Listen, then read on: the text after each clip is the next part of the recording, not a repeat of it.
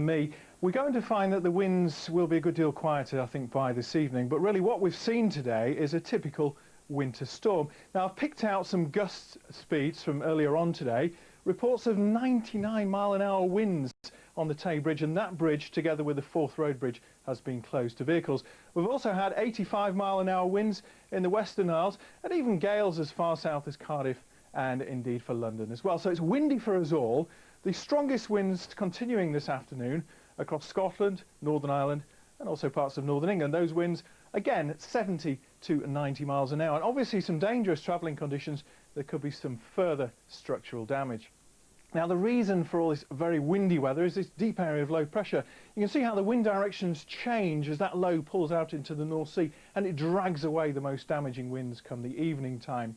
Not just windy though, wet as well across Scotland into the Highlands.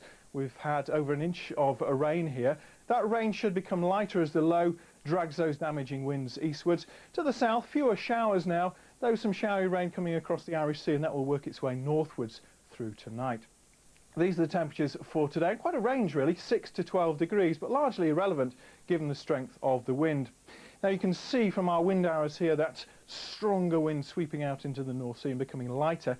And then for tomorrow we start to draw up this milder southwesterly wind. But for a time, with the winds falling light in Scotland and some clear skies in the north, could turn quite chilly, but otherwise it will be quite mild.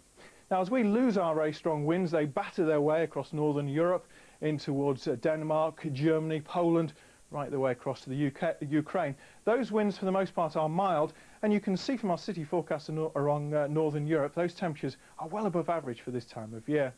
Back home, we're going to keep this pretty mild weather over the coming few days. Northern Scotland seeing some chilly weather from time to time, and after a stormy start there'll be some further rain with the possibility of flooding. Here's the flood situation at the moment, something like 33 flood warnings across England, Wales and Scotland, but there is more rain to come. Now tomorrow looks like being a rather cloudy day, more so than today. There'll be some showery bursts of rain, and for a time in Scotland there could well be some sleet and some snow, but at least for most of us it should be mild, 10 to 11, even 12 or 13 degrees. But then Wednesday onwards it turns very unsettled again. One weather front sweeping across the UK, another one following on behind will also find the winds picking up. So the next few days look very unsettled indeed. That's it for me.